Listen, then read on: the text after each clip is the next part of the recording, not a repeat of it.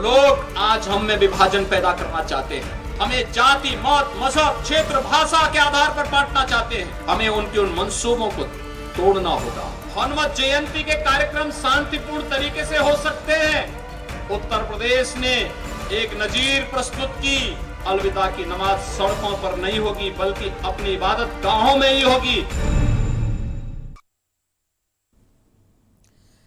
नमस्कार, मैं हूं शिवांगी वाजपेयी। आप देख रहे हैं 10 का दम। सीएम योगी आदित्यनाथ ने एक बड़ा मैसेज दिया है। ये मैसेज इस वक्त आया है जब देश में हिंदू मुसलमान को लेकर तमाम बहसें छिड़ी हुई हैं, इमारतों को लेकर तमाम बहसें छिड़ गई हैं, मंदिर मस्जिदों को लेकर और इन सब तमाम चीजों को लेकर जो राजनीति चल रही है। उस बीच सीएम योगी आदित्यनाथ ने कहा है कि जो लोग समाज को बांटने का काम कर रहे हैं, जो लोग समाज में जाति, मत, मजहब और भाषा के आधार पर काम करने की बात करते हैं, जो लोग लोगों को बांटने के लिए यहाँ पर काम करते हैं, जो लोग यहाँ पर उनका मंसूबा यही है कि लोगों को तोड़ा जाए, इसके आधार पर बात करते हैं, उन्हें हमें अब मुंह तोड़ जवाब देना होगा। देखिए सीएम योगी आदित्यनाथ ने ट्वीट क्या किया है, वो हम आपको ट्वीट भी दिखा देते हैं। उन्होंने लिखा है कि जाति, मत, मजहब, क्षेत्र और भाषा के आधार पर बांटना चाहते हैं जो लोग, हमें उन्हें बेनकाब करना होगा। जो लोग हमें गुलामी की कालखंड की ओर धकेलने की कुत्सित चेष्टा कर रहे हैं, उनको हमें बेनकाब करना होगा। जो लोग समाज में विभाजन पैदा करना चाहते हैं, उन्हें हमें बेनकाब करना होगा। ये सीएम योगी आदित्यनाथ ने ट्वीट भी किया है और मेरठ में एक कार्यक्रम के दौरान उन्होंने इसको लेकर अपनी बात भी स्पष्ट कर दी है। तो साफ तौर पर सीएम योगी आदित्यनाथ का सीधा संदेश है कि अगर उत्तर प्रदेश में हनुमान जयंती शांतिपूर्ण तरीके से मनाई जा सकती है, तो इसी के तरीके से नमाज भी अदा की जा सकती है शांतिपूर्ण तरीके से अपनी अपनी ईदगाहों में। यानी कि देश में और प्रदेश में जो राजनीति करते हैं, जो मंशाएं रखते हैं कि आपसी भेदभाव पैदा हो, समाज का विघटन हो, ऐसे लोगों को सीएम योगी आदित्यनाथ ने कहा है कि बेनकाब करने की जरूरत है। इसी मुद्दे पर आज हम चर्चा करेंगे कि सीएम योगी आदित्यनाथ का बयान किस तरफ इशारा करता है और किस तरीके से सीएम अब इस बंटवारे की जो बात है, इस तरीके से जाति, धर्म, मत के आधार पर जो लोगों को बांटने की कोशिश है, उसे कैसे दूर करेंगे। प्रतिक्रिया क्या है सीएम की, उन्होंने कहा क्या है, जरा वो सुन लीजिए इस पर। ऐसे ही जो लोग आज हम में विभाजन पैदा करना चाहते हैं, हमें जाति, मत, मजहब, क्षेत्र, भाषा के आधार पर बांटना चाहते हैं, हमें उनके उन मंसूबों को तोड़ना होगा, उन्हें बेनकाब करना होगा। तमाम ऐसे लोग जो आज भी गुलामी के कालखंड की ओर हमें धकेलने की कुत्सित चेष्टा कर रहे हैं, हमें उनसे सावधान रहना होगा। रामनवमी का आयोजन शांतिपूर्ण तरीके से 25 करोड़ की आबादी शांतिपूर्ण तरीके से, सम्मानजनक ढंग से इस आयोजन को मना सकती है। हनुमत जयंती के कार्यक्रम शांतिपूर्ण तरीके से हो सकते हैं। उत्तर प्रदेश ने एक नजीर प्रस्तुत की और अनावश्यक माइक भी हट सकते हैं और उसके माध्यम से होने वाले शोरगुल को भी हम मिलकर के संवाद के माध्यम से दूर कर सकते हैं। और उत्तर प्रदेश ही है, संवाद के माध्यम से अलविदा की नमाज सड़कों पर नहीं होगी बल्कि अपनी इबादत गांवों में ही होगी। तो सीएम योगी आदित्यनाथ ने स्पष्ट कर दिया है कि प्रदेश में किसी भी तरीके की अराजकता की कोई जगह नहीं है। जो लोग ऐसा करते हैं, जो समाज को बांटते हैं, उन्हें बख्शा नहीं जाएगा, उन्हें बेनकाब किया जाएगा। आज इस मुद्दे पर चर्चा करें हमारे खास मेहमानों के साथ। सबसे पहले एक एक करके मैं उन सभी से आपका तारुफ करवा देती हूँ। अशोक पांडे जी बीजेपी के प्रवक्ता के तौर पर हमारे बीच में जुड़ चुके हैं। अशोक जी, बहुत बहुत स्वागत है आपका चर्चा में। संदीप त्रिपाठी जी कांग्रेस से हमारे बीच में जुड़ चुके हैं। संदीप जी, आपका भी बहुत बहुत स्वागत है। और काजी इमरान लतीफ जी भी हमारे बीच जुड़ चुके हैं, आम आदमी पार्टी के प्रवक्ता हैं। काजी जी, आपका भी बहुत बहुत स्वागत है आज की चर्चा में। और साथ अभिषेक वाजपेयी थोड़ी देर में हमें ज्वाइन करेंगे, उनके भी पास हम चलेंगे। लेकिन सबसे पहले अशोक पांडे जी, मैं आपके पास आ रही हूं। सीएम ने स्पष्ट कर दिया है, जो लोग जात, मत और मजहब के नाम पर, भाषा के नाम पर बंटवारे का काम कर रहे हैं, उनको बेनकाब करेंगे। किस तरीके से आगे और तैयारी होगी ऐसे लोगों को चिन्हित करने के लिए जो समाज को बांट रहे हैं? देखिए, आपको बता दें कि ये बंटवारा शब्द जो आया अंग्रेजों की देन है। दुर्भाग्य, कुछ राजनीतिक दल अंग्रेजों के जाने के बाद सत्ता का इसे शॉर्टकट रास्ता बनाने लगे, हिंदू मुसलमान करने लगे, सिख पठान करने लगे, अगड़ा पिछड़ा करने लगे। लेकिन ईमानदारी की बात है, हमने अपने सरकार की जो भी योजनाएं बनाई थी, हमने अगड़ा पिछड़ा हिंदू मुसलमान नहीं देखा। हमारी शुरुआत ही इस तरह की थी। चाहे जनधन योजना था, उज्ज्वला योजना थी, आयुष्मान योजना था, गरीबों को मकान था, अंतिम आदमी को राशन था। हमने कहीं हिंदू मुसलमान नहीं देखा। हमने लगभग उस खाई को खत्म करने का काम किया है, जिसके चलते जो राजनीतिक दलों के लोग बंटवारा करके सत्ता पाते थे, उन्हें नोटा से भी कम वोट मिलने लगा। जो राजनीतिक दलों के लोग हिंदू मुसलमान अगड़ा पिछड़ा कर रहे थे, वो हाशिए पे चले गए।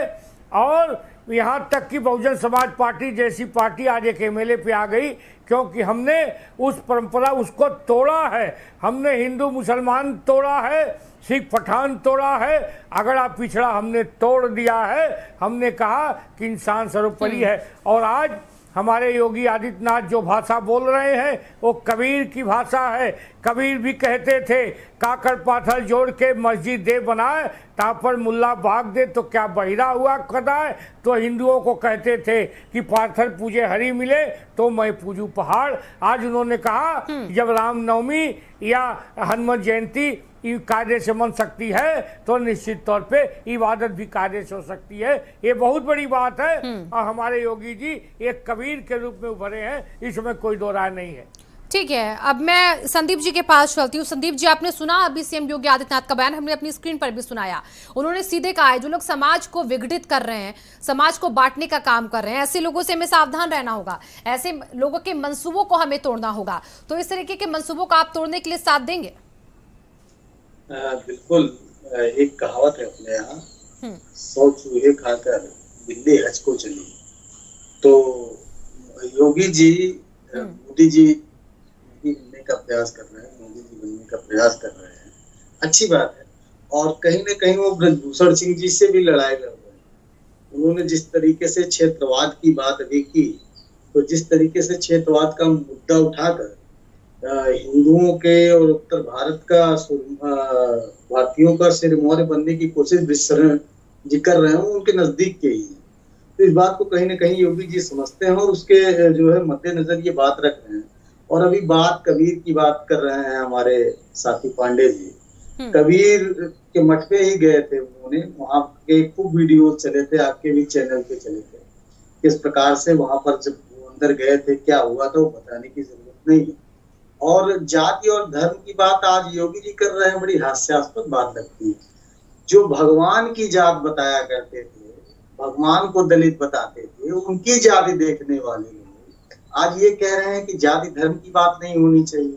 और जो व्यक्ति सन्यासी होने के बाद ये कहता है कि उसे क्षत्रिय होने में गर्व है, सन्यास लेने के बाद जिसकी जाति नहीं रह जाता है, जिसका कोई पंथ नहीं रह जाता है, वो ये कहे कि उसको क्षत्रिय होने पे गर्व है।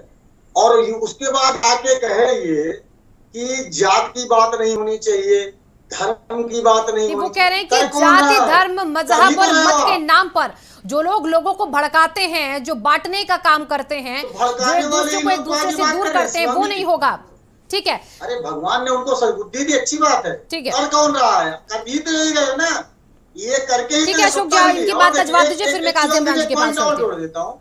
शिवांगी जी, आप ये समझिए कि जात की बात कर रहे हैं आपको बता दें कि हम कह नहीं रहे, अध्यक्ष कौन बनेगा, हमने करके दिखाया है। कोरोना संक्रमण काल में हमने हिंदू मुसलमान अगड़ा पिछड़ा नहीं देखा। हमने वैक्सीनेशन फ्री में कराया, हमने अंतिम आदमी को, गरीब आदमी को अन्न दिया, हिंदू मुसलमान नहीं देखा। जन धन योजना लाई, हिंदू मुसलमान नहीं देखा। गरीबों को मकान बनवाया, हिंदू मुसलमान नहीं देखा। आयुष्मान योजना का लाभ मुसलमान भाई सबसे ज्यादा पा रहे हैं। उज्ज्वला योजना का लाभ हिंदू मुसलमान दोनों पा रहे हैं। हमने तोड़ दिया है। अभी ये कह रहे हैं कि कह रहे हैं, हम कह नहीं रहे हैं। हमने हिंदू मुसलमान तोड़ दिया, ठीक है, हमने अगड़ा पिछड़ा तोड़ दिया। इसलिए कांग्रेस नोटा से भी कम वोट पाई है। कांग्रेस की सारे प्रत्याशियों की जमानत जब्त है, नोटा से भी कम वोट पाई है। जो लोग अगड़ा पिछड़ा करते थे, हिंदू मुसलमान करते थे, तुष्टीकरण करते थे, आज नोटा से कम वोट पा रहे हैं। इससे बड़ा उदाहरण क्या? ठीक है अशोक जी, अब मैं काजी इमरान लतीफ जी के पास चलती हूँ। लतीफ जी, देखिए जिस तरीके से सीएम योगी आदित्यनाथ ने बयान दिया, एकता की बात कर रहे हैं, लोग विभाजित करें, उनको मुंह तोड़ जवाब देने की वो बात करते हैं। साथ ही साथ ये भी कहते हैं कि हमारे प्रदेश में नमाज भी ईदगाहों में शांतिपूर्वक पढ़ी जाती है और हमारे प्रदेश में हनुमान जो जयंती है, जो शोभा यात्रा निकलती हैं, वो भी बहुत शांतिपूर्ण तरीके से मनाई जाती हैं। और इसका उदाहरण देते हुए कहा कि हमारे प्रदेश में सब कुछ ठीक है, लेकिन जो लोग भ्रम पैदा कर रहे हैं अभी भी, जो अराजक तत्व हैं, उनको हम पहचानेंगे। क्या कह रहे हैं इसको लेकर? कैसे आप इसको लेकर कैसे देखते हैं, इसका साथ कैसे देते हैं? नहीं, देखिए, बड़ी अच्छी बात है। अगर मोहब्बत की बात योगी आदित्यनाथ जी कर रहे हैं तो उसका स्वागत होना चाहिए। लेकिन कहीं ऐसा तो नहीं है कि वो प्रधानमंत्री बनने का सपना देखना शुरू कर चुके हैं, इस वजह से इस तरह की भाषा पे उनको आना पड़ रहा है? क्योंकि ये संविधान की ताकत है, ये लोकतंत्र की ताकत है कि जिसको प्रधानमंत्री बनना होता है उसको कहीं ना कहीं नफरत का रास्ता छोड़ना पड़ता है, चाहे जुबानी तौर पे ही क्यों ना छोड़ना पड़े इस देश के अंदर। लेकिन जो आदमी 80-20 की बात करता था, जो आदमी शमशान और कब्रिस्तान के नाम पर लगातार नफरत फैलाने का काम करता रहा, जो खुद लगातार बांटता रहा हो, आज अगर ये बात कह रहा है तो कहीं ना कहीं संशय उठता है, कहीं ना कहीं संदेह की उंगली उठना लाजमी है। दूसरी बात यह है कि संगीत सोम को कब पहचानेंगे? संगीत सोम के ऊपर से मुकदमे हटाने का काम ये सरकार करती है, जिसने दंगे भड़काने का काम किया था, दंगे करने का काम किया था मुजफ्फरनगर के अंदर। आज भी उनकी भाषा वही है, आज भी उनका काम वही है, आज भी वो नफरत और घृणा की बात लगातार कर रहे हैं संगीत सोम जी। उनको कब पहचानेंगे योगी आदित्यनाथ जी? तो कुल मिलाकर जहां तक मुझे लगता है, इस तरह का स्टेटमेंट सिर्फ और सिर्फ एक कथनी है, और इनकी कथनी और करनी में जैसे हमेशा अंतर रहा है, इस बार भी अंतर है। ये हमने करके दिखाया है। मैं कह रहा हूं संगीत सोम को कब पहचानेंगे आप बताइए तो। संगीत सोम अभी 92 और 22 की बात कर रहे हैं, आप भी पा रहे हो। 92 और 22 की बात कर रहे थे, आप बताइए। मकान का लाभ भी पा रहे हो, आपन भी पा रहे हो। महंगाई पे क्या कंट्रोल किया, जरा ये बता दीजिए आप हमको। हमने करके दिखाया है। व्यवस्था की क्या हालत है उत्तर प्रदेश के अंदर, उसकी बात कर लीजिए। बेरोजगारी की क्या हालत है, उस पर बात कर लीजिए। बिजली की क्या हालत है, उस पर बात कर लीजिए। आप बात करिए ना। मैं पूछ तो रहा हूं महंगाई पे क्या कंट्रोल लगाया आपने, बताइए। मैं पूछ रहा हूं रोजगार के लिए आपने क्या काम किया उत्तर प्रदेश के अंदर, बताइए। एक ढंग से परीक्षा नहीं करा पाते हैं। अब तो हाई स्कूल और इंटर की परीक्षा में पेपर लीक होने लगे। कल तक तो खाली जो है वो कंपटीशन के एग्जाम में होते थे। कुल मिलाकर चूंकि सरकार चलाने की क्षमता आपके अंदर नहीं है, इस वजह इस तरह के मुद्दों को बीच में लाया करते हैं। मोहब्बत से आपका सरोकार नहीं है, जोड़ने से आपका सरोकार नहीं है। आपने जिंदगी भर समाज को तोड़ने का काम किया। आजादी से पहले भी आप समाज को तोड़ रहे थे, आजादी के बाद भी आप समाज को तोड़ रहे हैं। अरे 10 मई 1857 के मौके पर भाषण दे रहे हैं, और भाषण कौन दे रहा है? जिनके पूर्वजों ने जिंदगी भर अंग्रेजों की गुलामी की थी, जिनके पूर्वजों ने जिन्ना की पार्टी के साथ सरकार बनाई थी, जिन्होंने आजादी से पहले जिन्ना के साथ सरकार चलाई, आजादी के बाद महमूदा मुफ्ती के साथ सरकार चलाई, जो अफजल गुरु को शहीद का दर्जा देती है। तो आप लोगों की कथनी और करनी में जमीन आसमान शहीद का दर्जा किस सरकार ने दिया? देखिए यहाँ पर काजी इमरान जी, आप ये बात कहां से कह गए?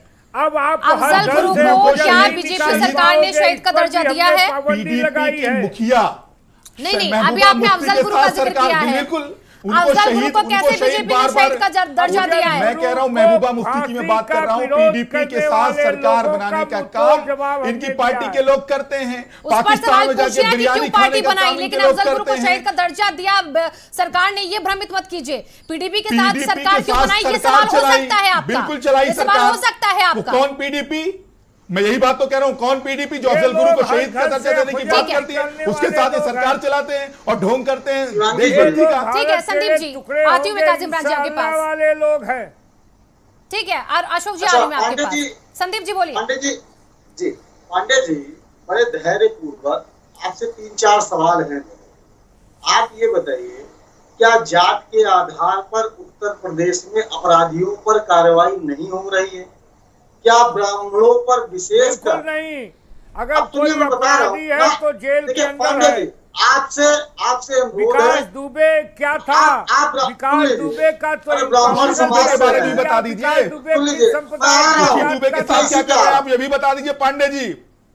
अरे पांडे जी सुनिए, ये भी बता दीजिए कि आरोपी होगी आप खुशी दुबे के बारे में सोच के, लेकिन आप बोल नहीं पा रहे टीवी चैनल पर। नाम बता रहा हूँ, क्या दोष है खुशी दुबे का, ये भी बता दीजिए। उसको क्यों सजा दे रहे हैं आप? तो ब्राह्मण के खिलाफ कार्रवाई कर रहे हैं हम। जब ठीक है, देखिए काजी इमरान जी, मैं आती हूँ आपकी बात पर। संदीप जी अपनी बात आप पूरी कर लीजिए, फिर उसका जवाब देते हैं अशोक जी। आप अपनी बात को पूरा कीजिए जी। देखिए जिस तरीके से आज जाति और धर्म के आधार पर उत्तर प्रदेश में कार्रवाई हो रही है, चाहे वो बुलडोजर का चलना हो, चाहे अपराधियों को जाति देखकर इनकाउंटर करना हो, चाहे अपराधियों को जाति देखकर जेल भेजना हो, ये सब कुछ इसी उत्तर प्रदेश में हो रहा है। और उसका मुखिया अगर इस पे घड़ियाली आंसू बहाते हैं तो ये सोचने का विषय। अगर उनका सचमुच ऐसी सोच है, अगर उनमें परिवर्तन आता है तो ये करके दिखाएं। और अभी अशोक पांडे जी बार बार ये कह रहे हैं हमने करके दिखाया, करके दिखाया। आपने क्या करके दिखाया है मैं बता। ठीक है संदीप जी, बेरोजगारी में पूरा। ठीक है संदीप जी, आपने जो सवाल उठाया, आपने जिस बात का जिक्र किया कि जाति मजहब यहाँ पर सब कुछ देख के तो कार्रवाई होती है, लेकिन पता है हम इस पर डिबेट कई बार कर चुके हैं और मैंने कई बार कई नाम भी ऐसे गिना दिए हैं। ऐसा नहीं कि आज ही आप इसको लेकर सवाल खड़ा करें, मुझे लगता है आप भी मेरे साथ जुड़े थे तो इसको लेकर चर्चा हुई है। अपराधी की हम जाति धर्म कैसे देख सकते हैं? अपराधी की हम जाति धर्म नहीं देख सकते, लेकिन अगर सीएम इस बात पर आगे आकर बात रखते हैं तो उसको आप ये पूछिए ना कि कैसे वो पूरा करेंगे। क्या उन्होंने अभी तक तैयारी की है इसको लेकर? जो लोग ऐसी राजनीति करते हैं, ऐसे भ्रम पैदा करते हैं, उसको कैसे रोकेंगे, चाहे वो उनकी पार्टी के लोग क्यों ना हो? इस पर सवाल आपका बनता है। अपराधी की जाति और कैसे हम उसका धर्म बीच में लाकर कह सकते हैं कि उसके आधार पर कार्रवाई, जिन लोगों पर कार्रवाई, उनका रिकॉर्ड तो देखिए जरा आप। ठीक है, आपका जो सवाल था मैं उस सवाल को पहले अशोक जी से पूछ लेती हूँ। अशोक जी जरा बताइए, क्योंकि आप पर बार बार यही आरोप कि सीएम योगी आदित्यनाथ बार बार ऐसा कहते हैं कि जाति मजहब धर्म भाषा इसके आधार पर जो लोग बांटेंगे समाज को उसे हम बख्शेंगे नहीं और उन्हें सामने लाएंगे, लेकिन तब भी आप पर आरोप यही है कि आप यही करते हैं लेकिन सब दिखावे के दांत कुछ और हैं आपके। देखिए आपको बता दें कि इनके हिसाब से मुख्तार अंसारी महान गांधीवादी विचारक हैं, अतीक अहमद महान गांधीवादी विचारक है। मेरा ये मानना है कि हमने धर्म संप्रदाय नहीं देखा, गुंडे की कोई बिरादरी नहीं होती। हमने गुंडा जब थे विकास दुबे जैसे दुर्दांत अपराधी का हमने इनकाउंटर किया। हम सबका जिक्र करते हैं, हमने ब्रजेश सिंह को टिकट नहीं दिया। सुनिए, हमने ब्रजेश सिंह को टिकट नहीं दिया, लेकिन मुख्तार के बेटे को इन लोगों ने टिकट दिया। जातीय इन लोगों ने मुख्तार अंसारी को टिकट दिया, उसके भाई को टिकट दिया, अतीक की पत्नी को टिकट दिया, इन लोगों ने गायत्री प्रजापति की पत्नी को टिकट दिया। ये भ्रष्टाचारी लोग हैं। आपको बता दें कि हम जब हमने इनकाउंटर किया विकास दुबे जैसे दुर्दांत अपराधी का, तो एक कहे ब्राह्मणों के साथ जाति बहुत तेजी के साथ दुर्व्यवहार हो रहा है। खुशी दुबे के बारे में कुछ बता दीजिए ना पांडे जी। मिश्रा को गिरफ्तार करते हैं। विकास दुबे में बार बार बात कर रहे हैं, खुशी दुबे पर बात नहीं कर रहे हैं, जरा उनका भी जिक्र कर दीजिए। ठीक है, खुशी दुबे के बारे में भी दो शब्द बोल दीजिए। आप बार-बार विकास दुबे की दुहाई देते हैं, काजिम इमरान जी का कहना है, लेकिन खुशी दुबे पर आप कुछ नहीं बोलते हैं तो सांप्रदायिकता बढ़ा रहे हैं। ठीक है अशोक जी देखिए, काजिम इमरान जी बार बार इस बात का जिक्र कर रहे हैं कि आप विकास दुबे का तो जिक्र कर रहे हैं, लेकिन खुशी दुबे का आप जिक्र ही नहीं करते अपने मंचों से, अपनी डिबेट्स में। खुशी दुबे का जिक्र जरा कर दीजिए। उस संदर्भ में पुलिस उसमें भारतीय जनता पार्टी का कुछ नहीं है। हाँ, मतलब विकास दुबे का इनकाउंटर योगी बाबा करते हैं, खुशी दुबे के साथ योगी बाबा कहां जा रहे हैं इनकाउंटर करने? कैसी बात है? यही बात तो है। ठीक है, विकास दुबे पे श्रेय लेंगे, खुशी दुबे पे पुलिस के ऊपर इल्जाम लगाएंगे। ना चाहे वो बुरा, ये कैसे हो सकता है? आईजी के सामने गिड़गिड़ाता है कि हमें बख्श दो। ठीक है, आप अपनी बात को यहाँ पर अशोक जी तक कंप्लीट कीजिए, क्योंकि शायद काजिम इमरान जी को उसका जवाब मिल नहीं पाया अभी तक, वो भी सुन नहीं पाए होंगे खुशी दुबे के बारे में। देखिए मेरा ये मानना है कि उत्तर प्रदेश में जिस तरह से कानून का राज है, हम ये कह सकते हैं राम राज बैठे त्रैलोका, हर्षित भये गए सब शोका। हमने उत्तर प्रदेश में अपराध पे अंकुश लगाया है। जो ये लोग गायत्री प्रजापति वो ललितपुर में दिख रहा है किस तरीके से अपराध में आपने लगाया, चंदौली में दिख रहा है कैसे आपने कंट्रोल किया, प्रयागराज में दिख रहा है कैसे आपने कंट्रोल किया, पीलीभीत में दिख रहा है कैसे आपने कंट्रोल किया है अपराध पे। अरे कैसी बात कर रहे हैं, शर्म नहीं आपकी? आपसे मैं खुशी दुबे के बारे में प्रश्न कर रहा हूँ, आप भाग रहे हैं दूसरी तरफ। यही आप लोगों का इतिहास रहा है, यही आप लोगों का वर्तमान है। आप सवालों का जवाब नहीं देते, आप भागते फिरते हैं। मैं खुशी दुबे पे बात कर रहा हूँ, आप अभी तक विकास दुबे कर रहे हो, खुशी दुबे पर जवाब दीजिए वाले लोग। आप भाग रहे इधर उधर। ठीक है अशोक जी, एक लाइन में जरा इनको जवाब दे दीजिए। बिल्कुल नहीं भाग रहे हैं। ठीक है, खुशी दुबे पे जवाब दीजिए। खुशी दुबे का एक लाइन में जवाब दीजिए, फिर मैं आगे अगला सवाल पूछती हूँ। खुशी दुबे का जवाब जी। देखिए बिना कोई टोके सुन ले सवाल पर कानून खुशी दुबे के सवाल पर कानून अपना काम कर रहा है। खुशी दुबे भारतीय पर जनता कानून पार्टी काम से करेगा, क्या मतलब? विकास पुलिस दुबे पर अपना आप काम कर रही करेंगे। है। वहां कानून नहीं था, भारतीय जनता वहां पार्टी कानून नहीं था, वहां संविधान नहीं था, पुलिस वहां अदालत नहीं भारतीय थी, वहां जनता लोकतंत्र पार्टी नहीं नहीं था। है। खुशी दुबे जो में भी सारी हो चीजें आ रहा गई। है, अरे शर्म कानून करिए के अशोक दायरे में जी, हो अशोक रहा जी है। शर्म कीजिए। भाजपा कैसी कोई बात कर रहे हैं हस्तक्षेप आप? नहीं कर रही उसके है। साथ जुल्म हो रहा है, जाति हो रही है, अन्याय हो रहा है, अत्याचार हो रहा है। बोलिए, शर्म नहीं आती आपको? अब आप कानून की बात कर रहे हैं, संविधान की बात कर रहे हैं, शर्म आनी चाहिए आपको। जब विकास दुबे का एनकाउंटर होता है तब कानून नहीं दिखता, अदालत नहीं दिखती, कुछ नहीं दिखता। अब आपको जब खुशी दुबे की बात आई है तो आप कानून की शरण में जा रहे हैं। हमने इनकाउंटर किया, शर्म कीजिए। खुशी दुबे को न्याय कब मिलेगा आप बताइए?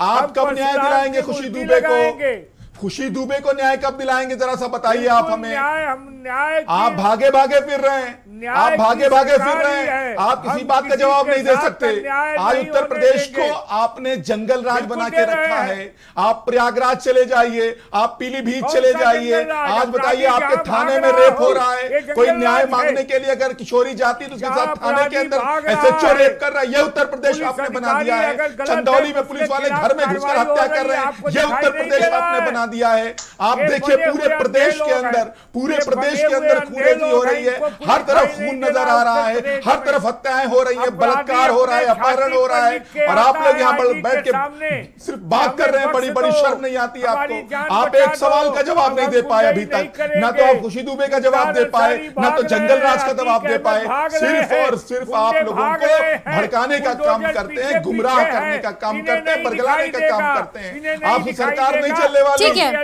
है, रुकिए यहाँ पर काजिम इमरान जी और अशोक जी, इस तरीके से कोई ठीक है, तरीका नहीं है। ठीक है, रुक जाइए। हमारे बीच हमारे एक और खास मेहमान जुड़ चुके हैं, अभिषेक बाजपेयी जी हमारे बीच में आ चुके हैं।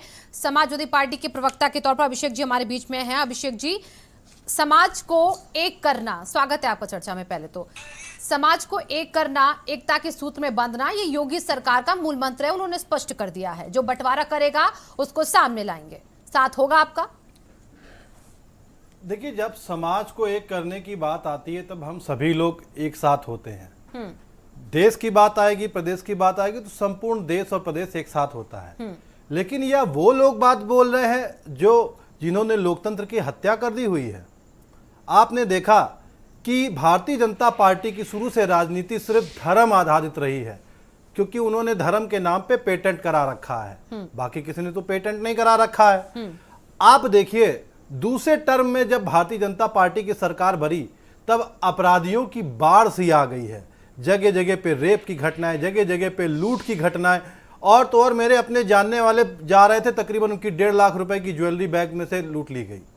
और क्या घटना कही जाए, पुलिस थानों में जाइए तो उनकी रिपोर्ट नहीं लिखी जाती है, ऊपर से फोन करवाने पड़ते हैं विधायकों से, तब जाकर के रिपोर्ट लिखी जा रही है। और तो और जब एक ऐसो बाकायदा रेप की घटना थानों में अंजाम दे रहा है, बाकायदा आप देख रही हैं कि थानों में बाकायदा कैदियों की हत्याएं हो जा रही, तो आप कौन सी धर्म की बात करना चाहते हैं? धर्म की बात बेमानी हो जाती है। अभिषेक जी, बिल्कुल सही कहा आपने कि जिस तरीके से घटनाएं हुई, जिन एसएचओ का आप जिक्र कर रहे हैं, एक कड़ी और जोड़ना चाहता हूं। एक कड़ी और जोड़ना चाहता हूं। आपको ध्यान होगा कि 91-92 में संसद में एक कानून पास हुआ था कि 15 अयोध्या के मामले को छोड़ करके बाकी 15 अगस्त 1947 के बाद जितने भी धर्म के, चाहे वो मंदिर हो, चाहे मस्जिद हो, चाहे गुरुद्वारे हो, जैसा जिसका स्टेटस था वैसे ही रहेगा। फिर आपको आज धर्म के नाम की बात करने की क्या जरूरत है? आप सरकार है, नहीं मेरी बात कंप्लीट हो जाने दीजिए, मुझे मेरी बात कंप्लीट हो जाने दीजिए।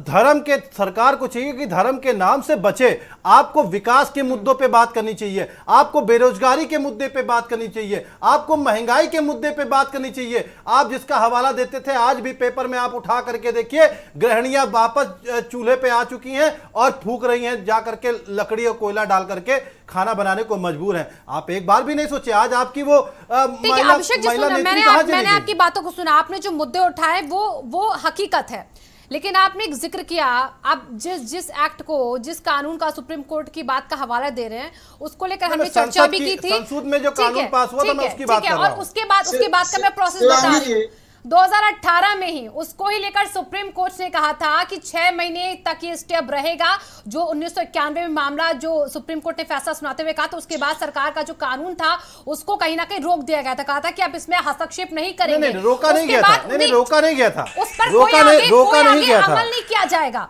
उस पर कोई आगे अमल नहीं किया जाएगा। लेकिन 2018 में फिर से सुप्रीम कोर्ट ने कहा, जो स्टे 1991 में लगा था वो 2018 में कहा गया कि 6 महीने तक सिर्फ स्टे, और उसके बाद हर कोई यह अधिकार है उसके पास कि अगर कोई आपत्ति है तो उस पर जाके वो अपनी कंप्लेन जो है या अपनी बात जो है वो सुप्रीम कोर्ट में रख सकता है। ये 2018 में भी याद दिला दूं, आपको याद दिला दूं, मुझे लगता है आपको याद दिला दूं कि सुप्रीम कोर्ट के ही जज कहते हैं कि आज देश में कानून व्यवस्था नाम की चीज नहीं रह गई है। कानून नाम की चीज नहीं रह गई है।